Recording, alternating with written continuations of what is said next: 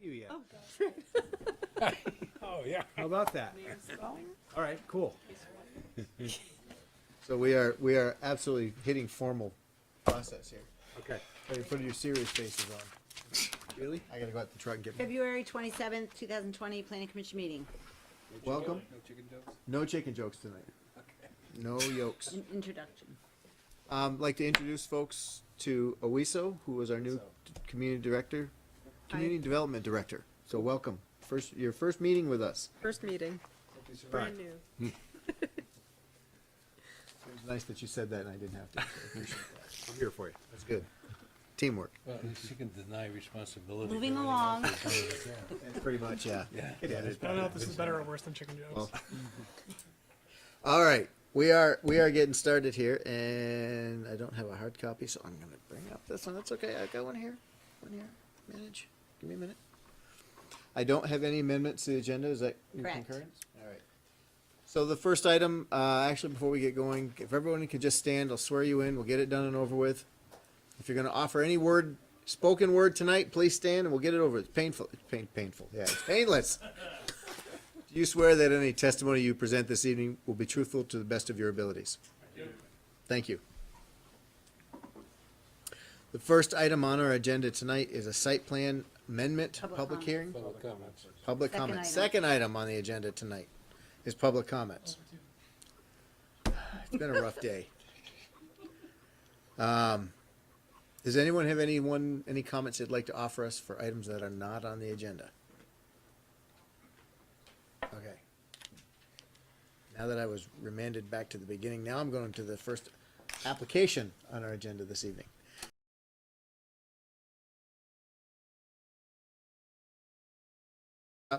Request to construct a 5,400 square foot. So, this is a project located north is to the left here. So, the existing has several parking spaces out front. So the existing site is roughly what's on the screen right now.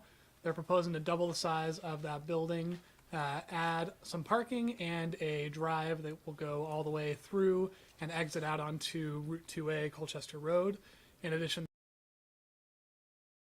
400 square foot storage building of cars that are long term. Located in the septic system, and the septic system is going to be located on. In general, it's a great proposal. This is a steep slope going down to Indian Brook, which is an impaired waterway, and there's some wetlands here, but they've done a great job keeping it setbacks to there's no pedestrian connection here. We're not totally concerned about that lack of planting strip. We think it'll look pretty nice. And what they've done certainly meets the intent of the landscaping objectives. There are two updates to the staff report, which have been updated on Google Drive. One is that on lines 277 to 279, there was a placeholder for who owns this 30-foot culvert, which is a storm culvert owned by V-Trans. That's been updated. And then condition 6 has the water connection fee listed as $77.85. It should be $257.85. Any questions for staff? Yep. I'm Dan. I'm a project engineer at O'Leary Burke. Also with me tonight is David Burke and Jason Leo. Jason Leo's Automotive. I mean, Darren did a great job of summarizing the project. Jason Leo's Automotive's business has been doing well, and he's looking to expand. So we are proposing a 4,000 expansion to the automotive business directly connected to the existing building. In addition, we're proposing some additional parking as to meet the parking demand out there currently. So the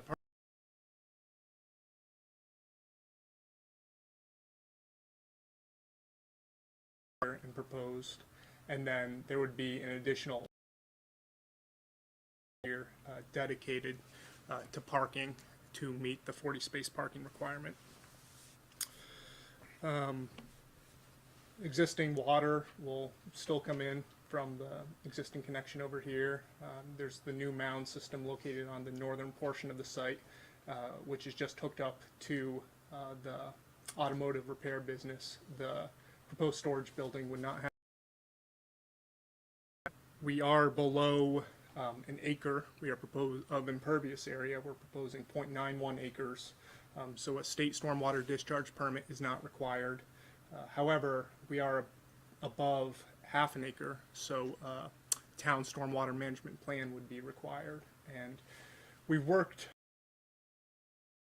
proposing 2 bioretention facilities, one located over here and one up here, to meet the stormwater requirement. And we forwarded that on to DPW, who looked at it and reviewed it, and they are okay with it after some small comments, one of them being adding a roadside swale over here.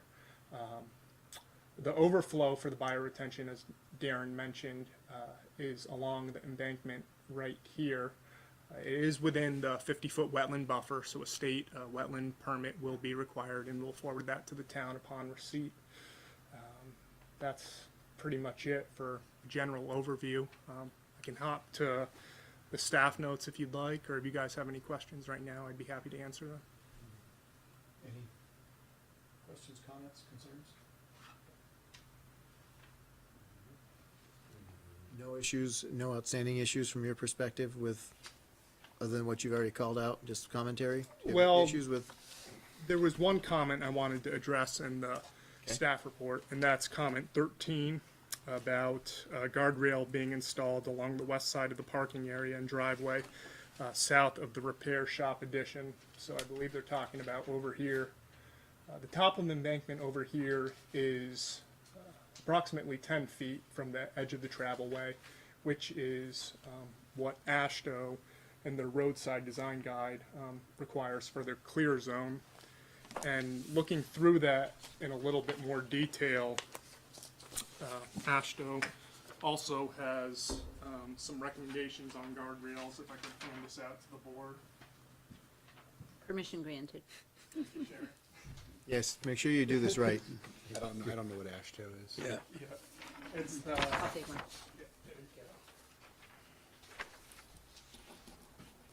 So it's the American Association of State Highway and Transportation Officials. They issue guidance on highway geometric design, as well as what should and shouldn't be located on the side of roads, and how what kind of separation distance should be applied to. So what I just handed you, the bottom table for embankment barrier considerations based on fill height. So this area over here, the embankment's about a 2-to-1 slope. So on the left side of the page, you can see that based on the ADT, which is average daily traffic curve, a guardrail would be more preferable or recommended if the ADT was between 1,000 and 1,500 vehicles per day. On the right-hand side, I highlighted the ADT of 400 vehicles per day and under. This project would be well under 400 vehicles per day. So according to this table, you know, a guardrail isn't really, So we're not talking a public road. no. Where did the recommendation for a guardrail come from? Recommendation came from the fire department, just out of concern that if they're running along a slippery road, they might go off the edge. But that was that condition was a placeholder before we had resolved that issue with the applicants. So I forgot to strike that before. So your recommendation is to strike it? Yes. Good, because I don't do good. So okay. So it looks like you got concurrence with staff Got to. concurrence. I am good with that. Okay. And just so we don't lose that, Darren, fire is okay? I mean, this has gone back, if we had a recommendation from them, I don't want to get in the habit of disregarding without reason. They actually only asked if there was a guardrail, and then speaking with them, they said, they're not requiring it. They just were curious if that was Okay. required under ASHTO or anything like that. So Gotcha. I don't think they're particularly concerned. That just was a red flag for them. Yep. Yep. You guys have clearly demonstrated that's not required under engineering standards. Okay. John, questions, comments? No questions. Ned? No. Shu? I have one question for, I guess, Darren. So the requirement for, hang on, I had, just thinking about the ASHTO there, got kind of carried away. The additional curb cut, that's covered under condition 5 of the conditions to get state permits? Yes. Okay, that's all I had. It hasn't been issued yet. I'm gonna follow up with the state after the meeting, tomorrow morning, just to let them know how the meeting went. But that V-Trans highway access permit should be issued shortly. That's a exit only, John. They didn't want a two-way there, so it is limited to exit only. And that was David Burt for the record, right? Oh, sorry. Just want to make sure I had the right. It's been so long since we've seen you. I did have a question about the new curb cut. I actually, being very familiar with that space, the existing curb cut on 2A it can be somewhat challenging with the traffic coming off from Pinecrest. So, is there any design point to utilize to try to direct more traffic to the new curb cut, which gives greater sight distance? I like that. As far as pulling out onto 2A, I mean, it's just you have the traffic coming off from Pinecrest, turning right off from Pinecrest. yeah, Can be an interesting intersection. yep, And I like the idea of moving more of the traffic, if you can, to have that be more of a primary entrance exit, because you're getting further away from that conflict point. Mm-hmm. So it's a thought to, okay. Yeah, I mean, as we have it proposed, we would be utilizing both entrances, so it'd really be up to the driver, which exit they prefer to use. I'm not sure if there's a way to, advise the driver to use the exit further south down on 2A, while maintaining that existing curb not cut. so much of an issue turning into the site. It is more of an issue turning out of the site, turning left Yeah, with that conflict, because it's so close on Pinecrest. There's not, but So they would be able to utilize that new access as far as going out. that would be just, if there's any way to make sure that that's not like a hidden road, obscured by, your site vehicles and stuff. Yeah. You could just add a sign saying, please exit to, this direction, similar to the plaza on Williston Road in South Burlington, where Moe's and Starbucks and Leonardo's is. They encourage you to go back out to the light instead of. yeah. We could add a directional arrow sign saying exit, I wouldn't want to, I wouldn't ask, this area over yeah. here, point. wouldn't point ask for it to be a regulatory, an insistence. But I think it just is some visual aid so that it's clearly that it is an acceptable road. What the heck? Why did you raise your hand? You Is never do that. V-Trans requiring you to put a left turn only, right turn only? We have do not enter signage along the right of The way. width of it's too narrow for two-way also. But we do have that signage along there to inform I guess drivers. my point would be that it's just, I would like to make sure that it's encouraged and not like a hidden Sure. exit. Yeah, yeah. So, we need public hearing. Darren? One more change to the conditions. I realized that condition 3 is now moot with the revisions that the applicant sent in last week. There's no need for additional landscaping along Pinecrest Drive, unless the planning commission feels there is. The plan that we have in front of us has the additional. 3A, line 299. So the additional landscaping would be Japanese yew along the frontage here, along this corner. There is an existing red maple, I think, it's not shown here, but that's, I believe, part of the original landscaping, and so I think that covers it.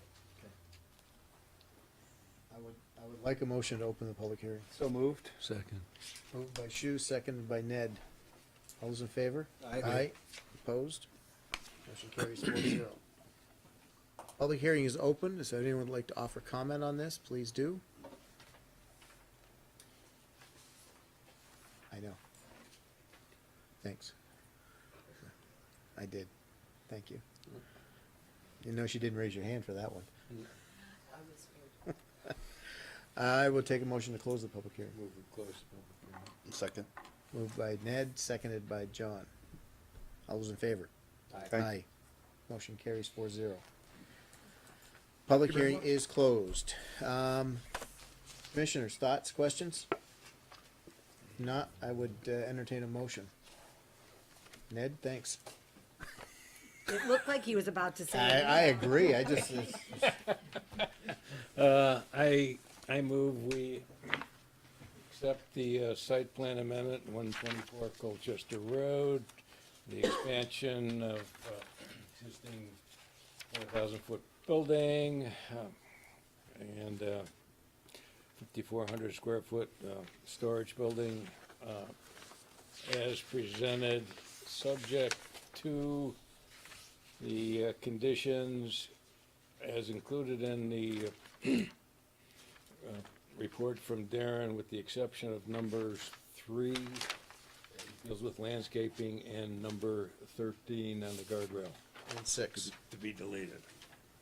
So there were also corrections on finding 8, or no, on line 278, the addition of V-Trans and the placeholder, and then the change in the dollar amount on line 312. And I'm assuming you meant approved number 6? Yeah. Do you have a second? I'll second it. Any additional discussion? Ned, Shu. All those in favor? Aye. Aye. Opposed? Motion carries 4-0. Thank you. Thank you very much. Thank you. Okay, we are ready to roll into the next one. I'm assuming you two folks that are sitting behind our camera, are you here for the next application? Then if you don't mind, if I could have you stand, I'll swear you in, Please sign in. and make sure you've signed in on the table. Do you swear that any testimony you present this evening will be truthful to the best of your abilities? Thank you. All right, let me close this out. We have in front of us tonight a sketch plan public hearing for a proposed plan unit development at 84 Suzie Wilson Road. I'm not going to read the whole thing because I'll get lost.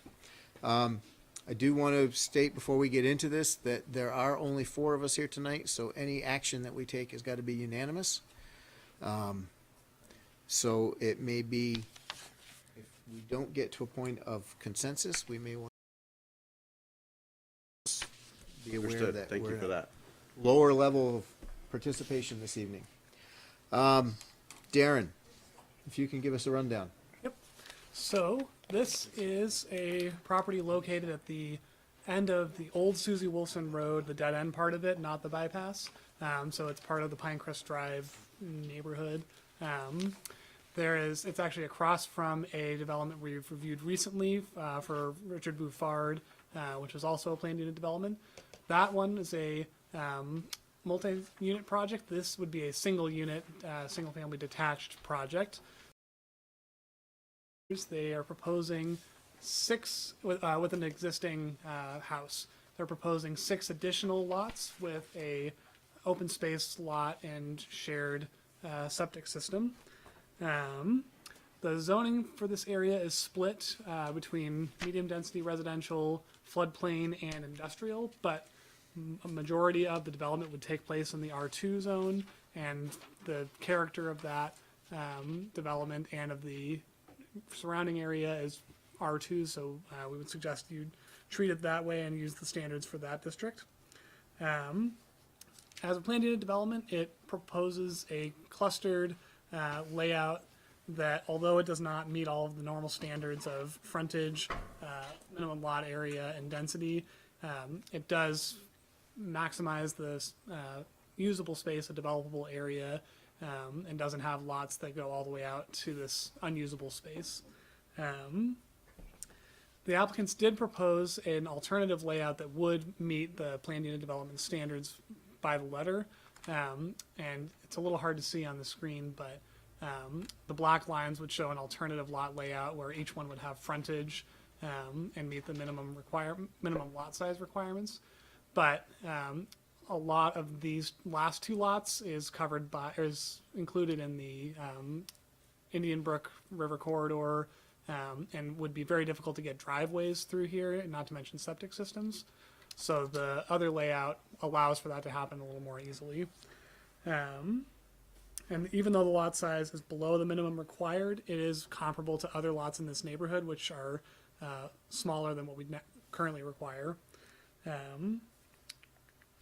They've proposed access to all these lots, even though not all of them have frontage. Those would require waivers from the Planning Commission. The waivers that they've proposed are not, in staff's opinion, applicable and cannot be approved as requested. However, the Planning Commission could use the waiver under section 2.1 of the subdivision regulations, the general waiver, to allow them to not have to conform to those standards in light of it being a planned unit development. They've also requested a density bonus for one extra unit, 11% beyond what they would normally be able to do. And that is for provision of a public trail along Indian Brook to a scenic overlook of a waterfall. The problem with this layout is that it goes through the river corridor and the riparian buffer area, and it's on a steep slope, and the trailhead is not particularly accessible off of this guardrail. So we'd ask that if that is concluded in the project, it be relocated perhaps through the shared drive and somehow through one of the lots with provision of privacy, of course.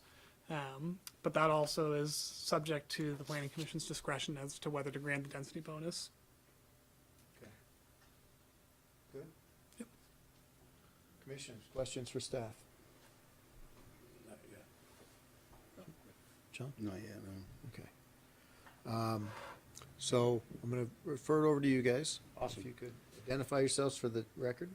Absolutely. Hi, my name is Jeremy Matosky. I'm the president and owner of Trudell Consulting Engineers in Williston, and with me is Colin Johnson, one of my project engineers who's been helping me with the project. And we were retained by Kathy PQ, who owns the property, and her husband Mike. And they own this property as an investment property. There's a existing farmhouse, quite old. I think it's circa 1900, and they've been renting that property for some time. And they've asked to.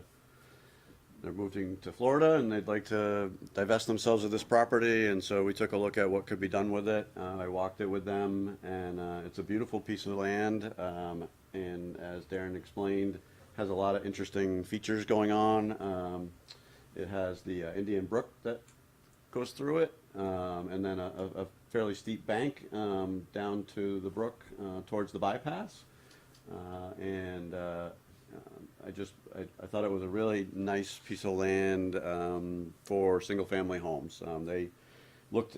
We talked briefly with them about the fact that zoning allows for much higher density under multifamily criteria. I think it's up to like a 400% bonus, and they mentioned that the Bouffards are doing the project across the street there. But we felt like we would like to try to capture a demand for people who want to move out of apartments and into starter homes. So that was sort of the concept that we developed here, and then we mapped all the constraints, mapped the topography, and decided on this lot layout, primarily because we felt like that's what the land wanted with the density that was there. And in my opinion, that's what planned unit development's all about. It's being able to step back and say, where do the homes belong? What are the zoning requirements, and how can we be creative about how we lay out the lots? So that was the approach we took to this concept, recognizing that it may require some additional input and waivers from the board to be able to make that happen. We worked and met with Sharon and Darren, and they felt that was something that was worthy of coming to you guys with and reviewing. So that's how we ended up here. Some of those so again, it's on-site septic. One of the other things is that large area right here represented a deposit of sand on the property. So that was a great place to do a community septic system that would support the new homes. The existing septic is working for the home, the existing house, so we have a planned mound replacement system behind the house should it ever be a problem. And we'll be filing, assuming that we move forward with you guys, we'll be filing our state permit applications for wastewater. Municipal water, so it's not a problem there. And then in terms of access, once we located where all the homes we thought they should be and trying to create reasonable size lots, we worked through some access designs and came up with this concept. This was an earlier rendition after we got the staff report. Colin has spent some time improving on that and trying to address. Yeah, we could probably stick this up here if that's okay. Or wherever it's visible to you guys. How's that?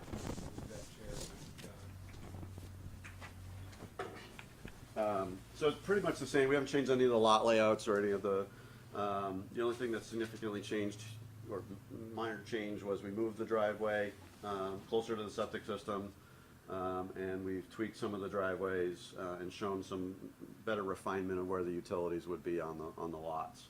And then we've added these colored lines, which Colin represent. Maybe you can go through what. Yeah, since our last meeting and since the original submission, we actually had top of bank delineated. So the yellow shown is actually the delineated top of bank for the riparian, and then the 50-foot buffer is the blue line, and the pink is the river corridor. So we've actually moved everything out of all three of those, which was a big point of contention. And then the last thing I wanted to say about the site visit that I had with Mike and Kathy back in the fall when the trees were, the leaves were beautiful. We walked down, and there's this really nice scenic waterfall on the property, which I thought was pretty unique and interesting. And so, there's an existing trail actually that goes down there. And so when we were speaking to Darren about the different options for the density bonus, we felt that the trail made a lot of sense here. I had a conversation with Mr. Dunbar, who's in the audience, and he, I think, could speak to the fact that that's a nice spot to go down and take a walk and enjoy a little tranquility in our lives. So that was my concept, was to provide that amenity to the neighborhood, not only to the future homeowners here, but also to the people who want to walk down Susie Wilson Road and enjoy that from the rest of the area, recognizing that we want to be protecting all the natural environment and being very sensitive about where we locate that trail. So I think we'd like to, I had my ecologist, Karina Daly, go down there and map out what she thought was an appropriate route. And then as we get further into the design here, we can tweak that and try to make sure that we're balancing. And for me, I'd like to make it a nice experience for the people walking through the woods and not necessarily down somebody's driveway, but recognizing we have to also respect the environmental constraints. So that's the needle I'm trying to thread here. To be clear, it would potentially be possible to have the trail go through the riparian buffer, but it would require approval from the zoning board. Right, and I Potentially read that in the, state.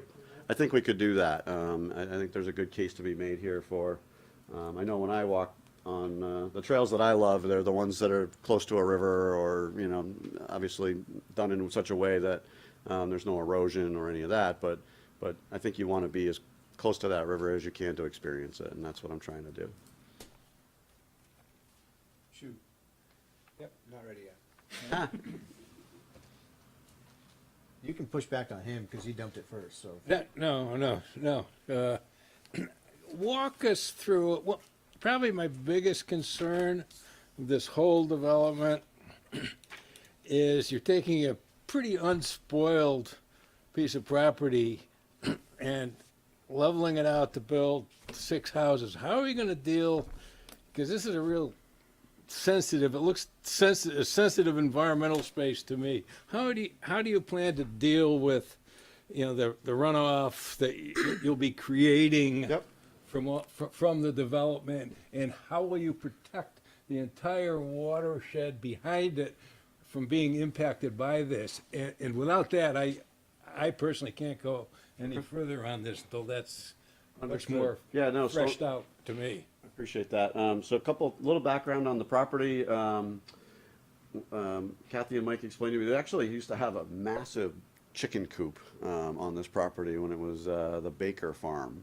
And so a bunch of the area that we're developing has actually previously been developed with agricultural buildings. There's concrete foundations. There was a ball field apparently that was developed at the top of the hill there back when. So the area that we're proposing development isn't pristine. It's the area that I felt was appropriate to redevelop. The areas outside of what we're developing are the pristine parts of the lot. So we're really trying to cluster this development and make it as concentrated as possible while still providing the appropriate number of homes here based on the density. In terms of stormwater management, that's obviously an important piece of this. So we're not even hitting the threshold for 1 acre. So we're not going to need a state stormwater permit. We're below that. We will be above a half acre. So just like the previous application, we would be developing stormwater management plans that are consistent with state designs, whether it be gravel wetlands or bioretention, rain gardens. We'd probably be doing roof disconnects for the homes to make sure that we're managing stormwater and not increasing runoff, and that we're treating any water from the road that we've identified, along the side of the road here. We would have enough area to do either bioretention or gravel wetlands before we actually let the water go into the receiving water. And also, it is an impaired watershed, so phosphorus, that will be taken into account, and phosphorus loading will make sure that's lower, as that's a requirement. And also possibly some infiltration. We've looked at some other areas out in front of the existing home where we might be able to capture some runoff and infiltrate it, as opposed to, which would encourage recharge of groundwater. So we're very sensitive and understand that stormwater management is important here, as well as, like I said, trying to cluster these homes around the area of the property that's been worked in the past.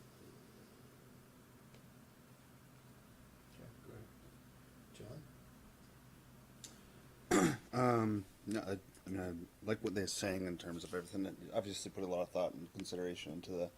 I mean, I was initially thinking the same thing as Ned. It looks like a very beautiful area that we're leveling. That's a little tough, but obviously a lot of thoughts went into this.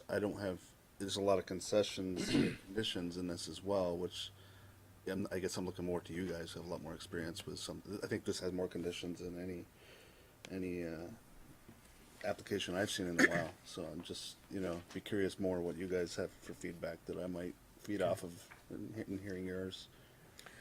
So part of my, I just looked at, the plan that you drew up there, and then, those little squares, those are the house roofs, and, none of that's gonna sink into the ground, so it's not gonna be like the old ball field or anything else. We have to deal with all that. And, Absolutely.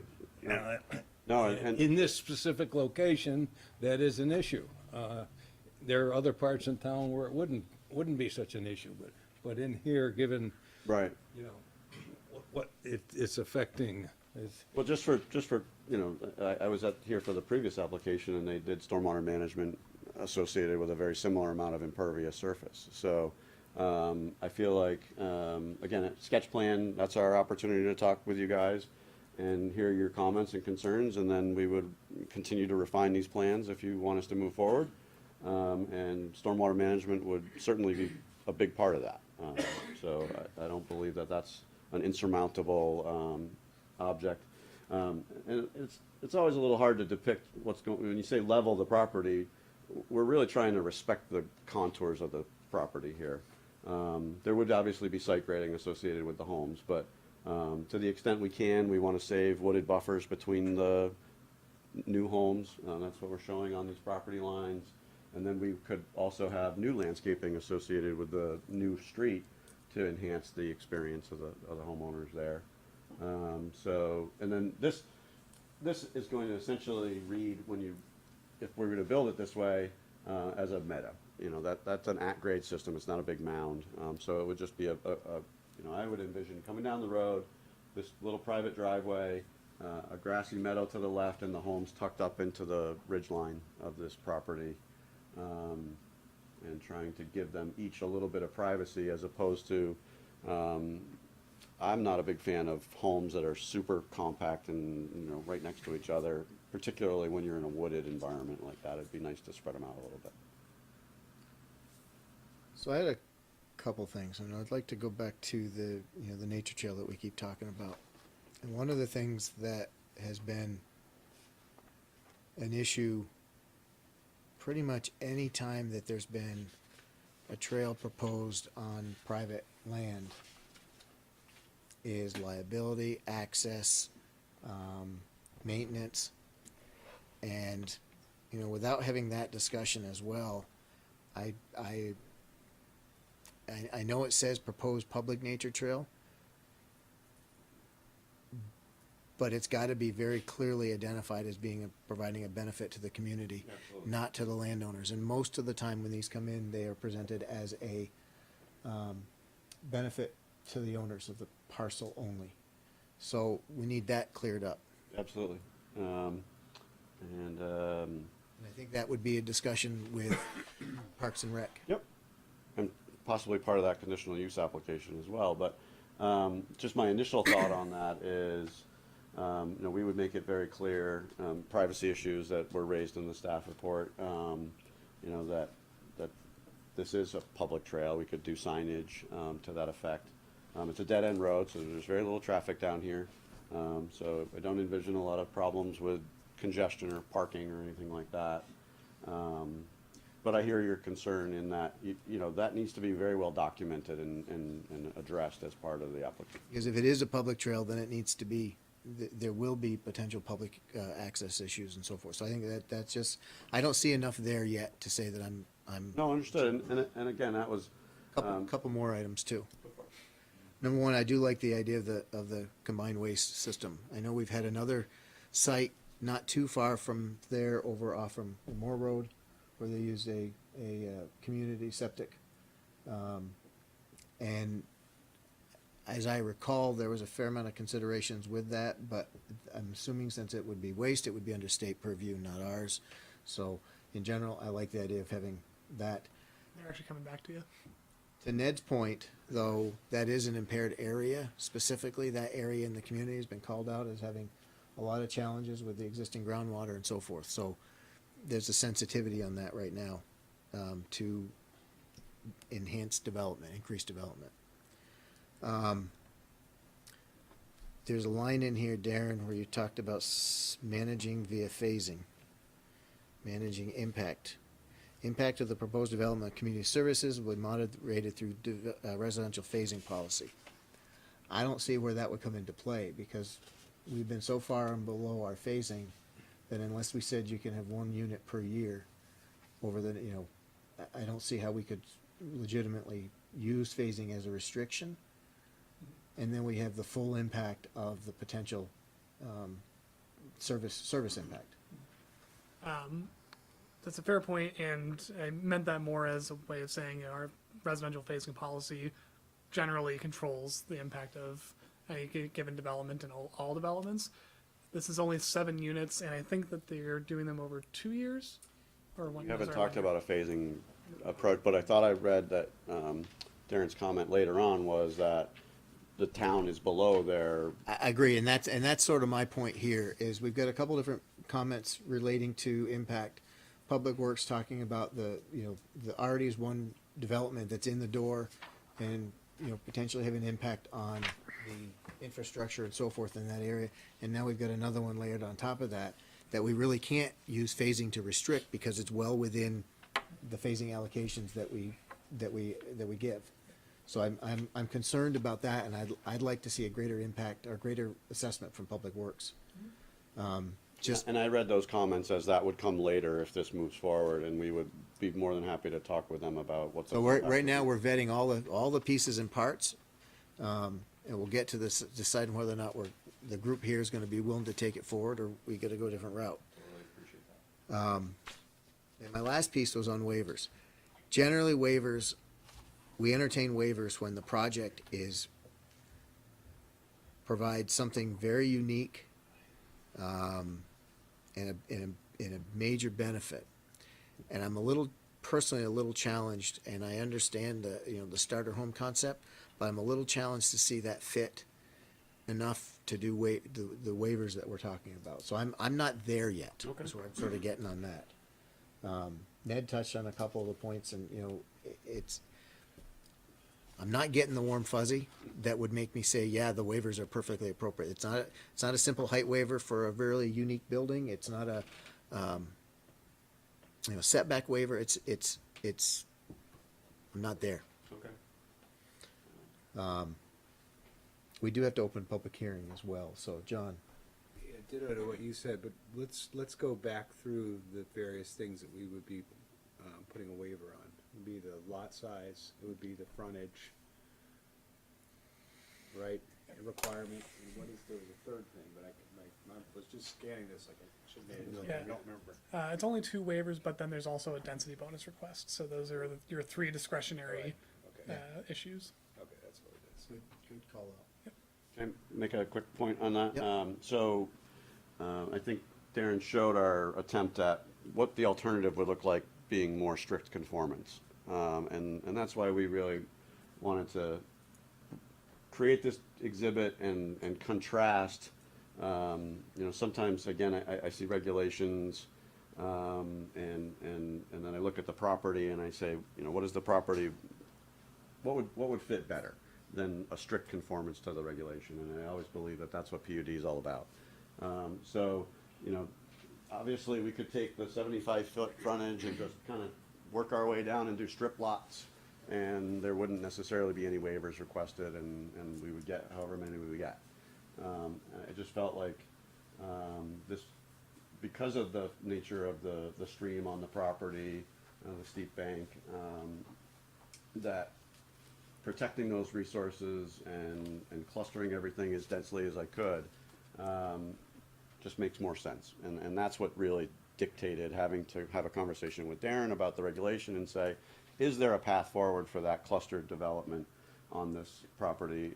Or do we have to go back to a more conventional strip lot subdivision? And again, I didn't think that was very creative. Obviously, this is very creative, and I appreciate that you guys need to be comfortable with our approach to that. We've done a lot of residential developments in the past, and certainly having lots without frontage is common in other parts of Chittenden County and throughout Vermont. So it's not a very foreign concept. I don't think, again, when you envision what this property would look like fully built out, it would appear to be appropriate, is what I'm trying to say, as opposed to just chopping it up into straight lots. Yes.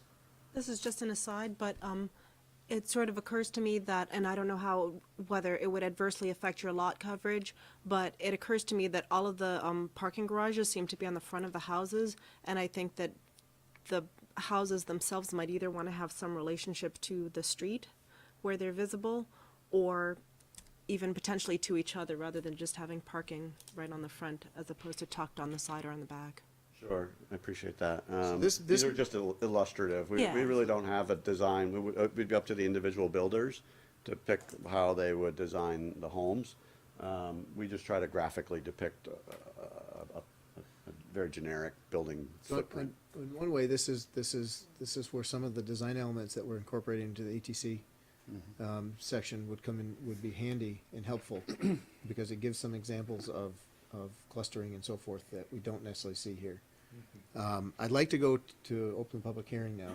If I can get a motion, John. I move that we open public hearing. Second it. Moved by John, seconded by John. All those in favor? Aye. Opposed? Motion carries 4-0. Public hearing is open. Folks, if you'd like to offer comment, please state your name for the record and have at it. If you don't, that's okay too, but this is your opportunity. Fine. My name is Steve Dennison. I'm here with my wife, Mary Kay. We live a little bit further upstream on, on the Indian Brook stream. And we walk down through this area quite a bit. We're in the Plainfield area of Essex there. And I wanted to come primarily because I was concerned about, one, the riparian issues of this piece of property. And you seem to have addressed quite a few of those that I was worried about. Oh, good. And I'm glad that you also moved the entryway further away from the stream, because where you had it originally on that original drawing, it falls off really fast into the stream there. Right. And it's also a very beautiful piece of property. I mean, I haven't walked on it personally, but I've been all around it. And where Indian Brook goes down through there, it goes down real fast, which is why you've got the waterfall there and so forth. But also significant that nothing has come up here, perhaps it's with Parks and Rec, but this is a fairly well-used wildlife corridor. And there's an urban deer herd that moves through quite often. And I think there has to be some sensitivity to that as well. It isn't only deer, but there's also been turkeys down through here, fox. We've even had a moose go down through the Indian Brook area several times. Not to mention all of the bird life that is attracted by both the biodiversity that exists there, but also the tree cover and so forth, the vegetation.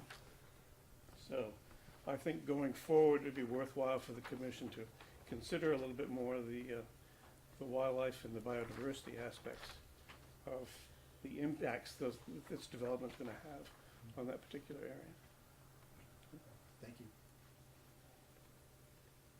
Can I offer a comment? In a second. It's their show for a minute. Perfect.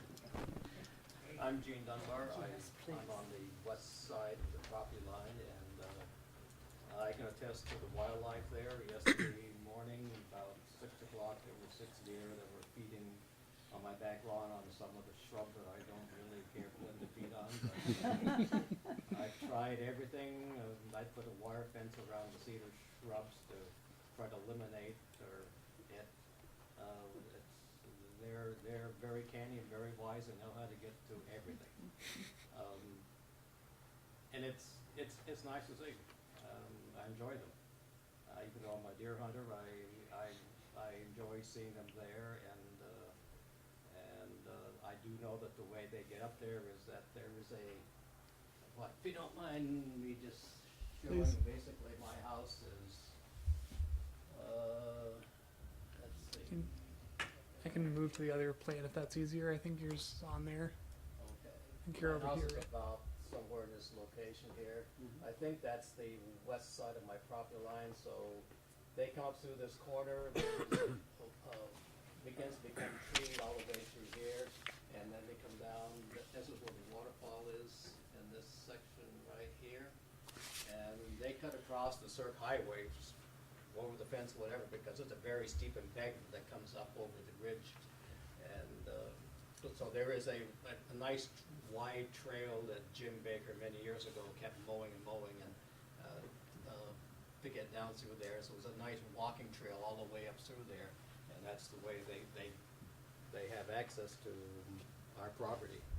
And I am sensitive to the wildlife there, and seeing turkeys, all the kinds of small wildlife. Another concern I have is that if there is a public access to the trail down to the waterfalls, which is down here, that's very easy unless, I don't know if signage is gonna make any difference, but it's very easy to walk right up through this trail, up through here, and have access to the backside of these homes, and walk down this road, or walk down through where I am, and there's nothing to stop them, because it's a nice walking trail all the way through there. I don't know where people would park to get to this public trail. Yeah. I think there still are no parking on signs on the Both sides of the road. I think they're still there. They're still there. And so all the way down through here, apparently there's no parking. So I don't know where people for the public gonna park to access this. They would have Big's to your park- driveway? Excuse me? How big's your driveway? I don't wanna go there. Not big enough to accommodate them all. So that's one concern, I would think, from the public, where are people gonna park if it becomes known that this is a nice waterfall to see, where are they going to park? And I mean, the road is not gonna be, I don't think a great place for them to park. Dick Bupar's property down here has, he's not gonna want them in there. And along the roadside, I don't think that's a good place for for the public to be parking to have access to that. The only other thing, it's more of a personal thing, is there's a road that's going up through here. I think Jeremy told me that there's about a 35-foot buffer between the property line and where this road is. I think that's about what you said. Yeah, absolutely. Yeah, and then you have some woods on the other side of that. Right, there's on both sides of it. I hope that doesn't become smaller than 35. Okay. That side of the road, I'd like to see it. I'd like, there are large pine trees that I'm sure you've seen them. They don't have, they just have a lot of tops to them, but if it was possible, I would like to see the road on the other side of the pine trees. I haven't had time to measure out for the property line to where those trees are, but I would like to see that road a little bit further past those pine trees, if that's doable.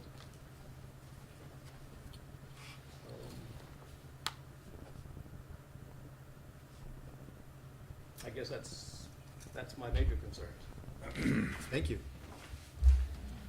Okay, back at the table for a little bit. So in proposing that this is gonna be,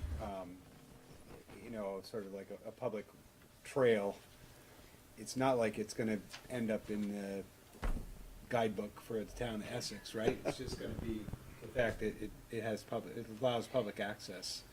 I mean, doesn't say that. Well, I say that because if you're gonna try to make it this, it's the same question you asked earlier.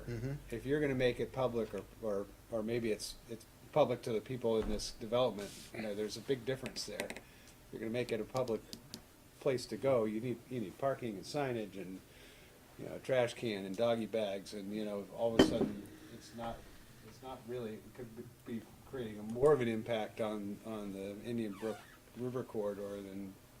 We just had this discussion essentially with some of the stuff over in Saxon Hill. What do we do when we start having a trailhead? What do we do for the parking? It's a similar issue with the Horton property at the end of West Sleepy Hollow Road. There's no parking, there's no public, there's public access, but no way to get there, so it's Well, we effectively. accepted it, right, so it's just, Yeah. we own it. So I think we need to just keep this in perspective. It's one aspect of this application. I guess what I'm saying is, you can't really, I don't feel comfortable touting it as this public trail. I'm not comfortable with that. I appreciate the idea of it completely, because I love trails myself. I'm totally into the woods, and I'm totally into wildlife corridors and all those kinds of things, but I'm just not comfortable with saying it's a public place. Public for the residents. So, Yeah, it could be public for the residents, or, close friends or whatever that can find a place to park, but but. even if Also helps the neighborhood. we say that, then, then we're getting into restrictions, and we're getting into, is this for public good? And if it's not, in my opinion, Right. if it's not a public access, then there's no value in touting it as a reason to grant waivers for PUD, because it is It's kind of where I was, exactly. it's kind of That's where I where was you were headed- going, that's I where was think. headed with it. I totally agree, and Yeah, go ahead.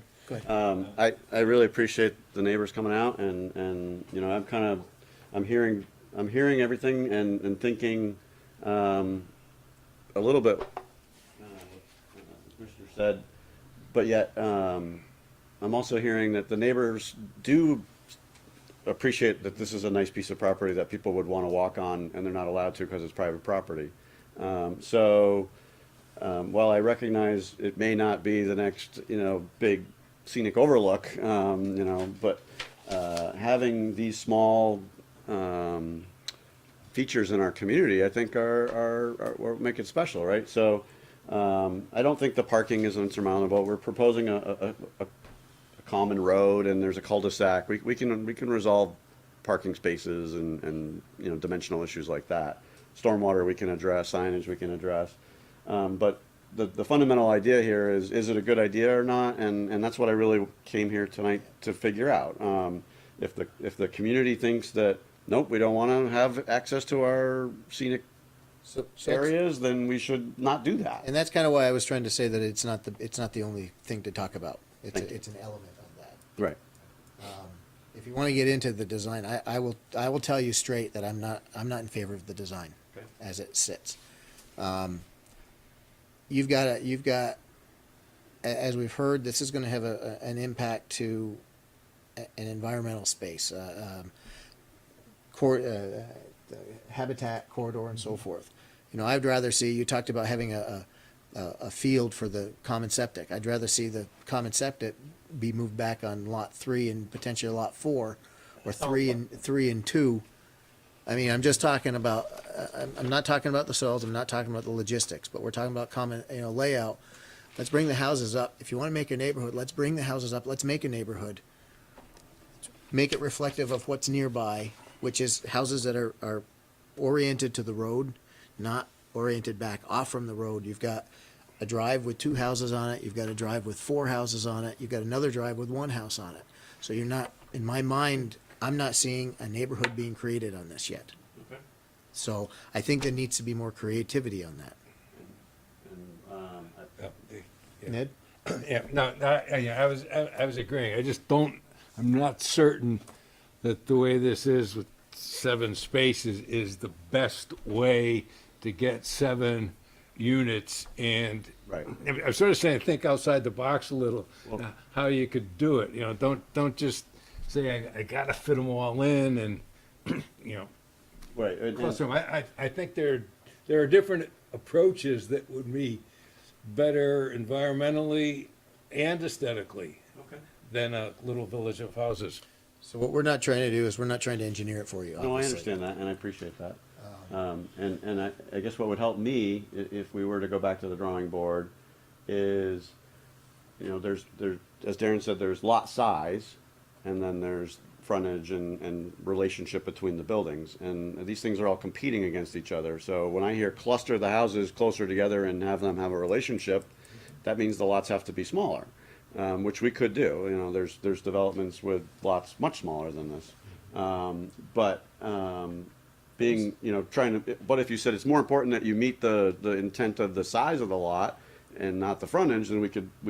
I think what we're trying to get to is where can we get enough creativity, innovation, and warm fuzzies, for lack of another term, to justify the waivers for those elements on size and so forth. I think, quite frankly, I'd like to suggest that we continue this, because we have 3 commissioners who are not here tonight and haven't been able to weigh in on this. And I think that would to give your us an advantage. opportunity to go back and see if there's an alternative that's more. And we're not losing anything at this point. If No. I would honestly, I would propose to reject this. If we needed to move a decision tonight, my proposal would be to reject it. And it might not work because you need a unanimous decision. Because there's only 4 of us this evening. I don't want to do that. I appreciate the opportunity to continue the hearing and see if we can explore some other alternatives that you guys might like better. I just think that it's, you know, the wildlife and the nature aspect of it is big.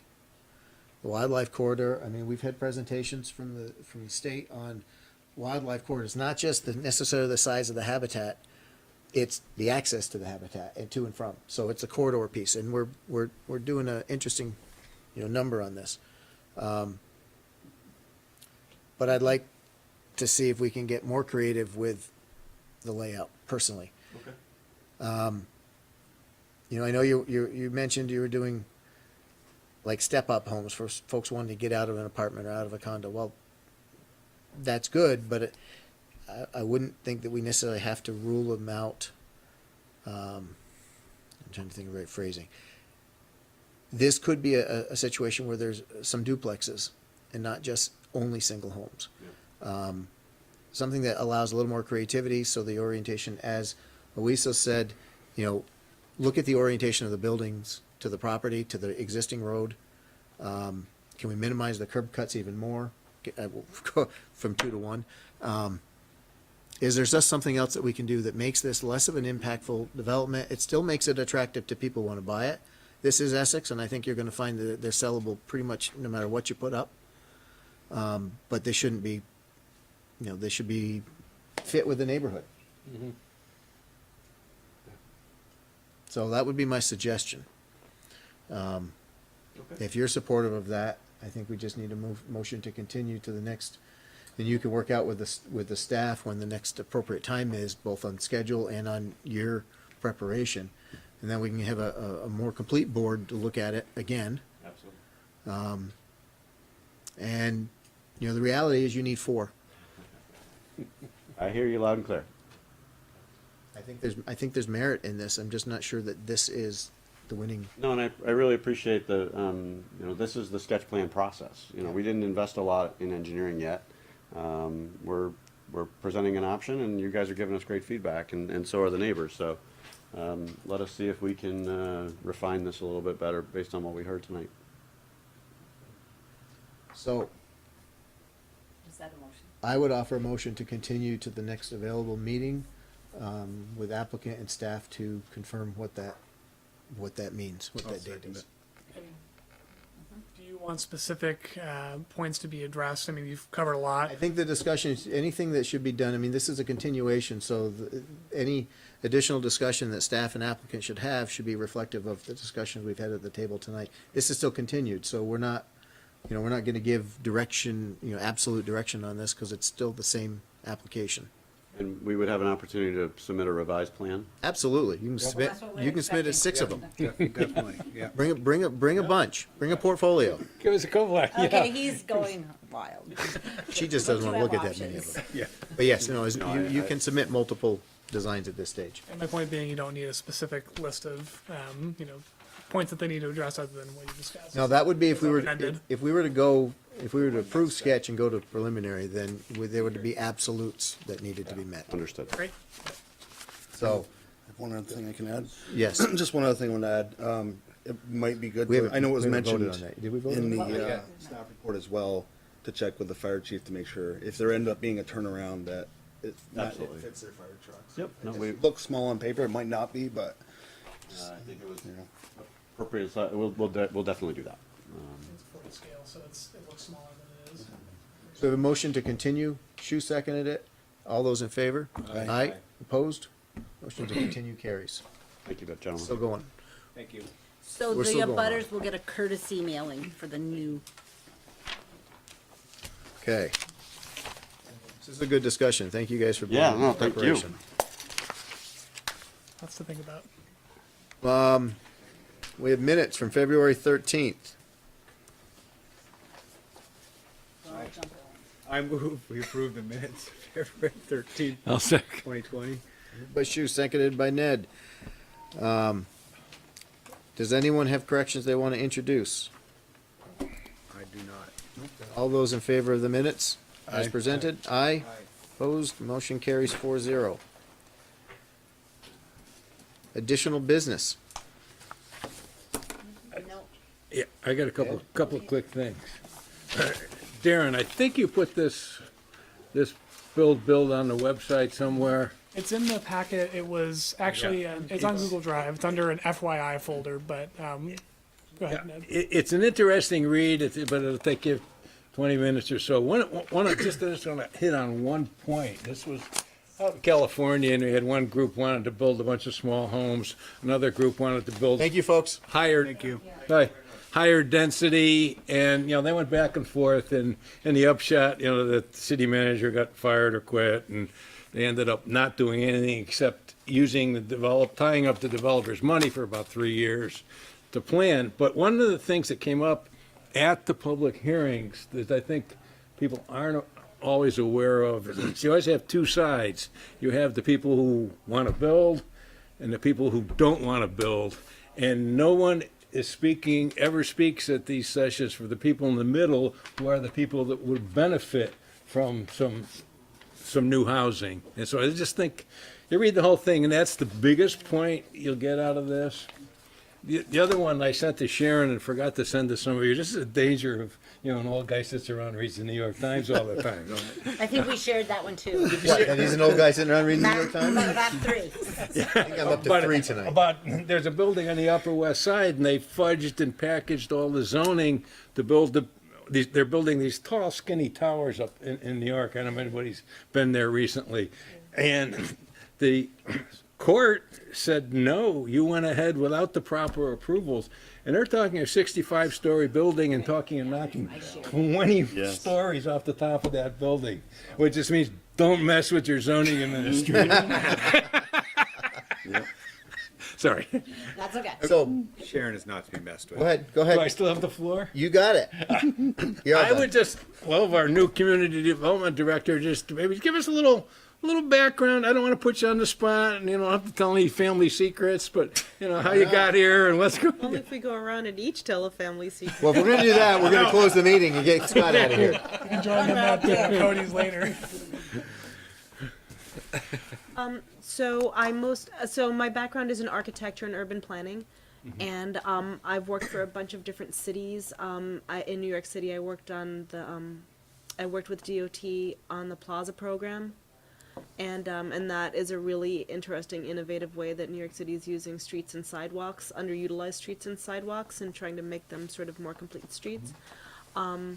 I most recently worked with Eric Farrell on Cambrian Rise in Burlington, which when I was last involved, earlier last year, he was at 770 units, and now I think he's closer to 1,000 units. But if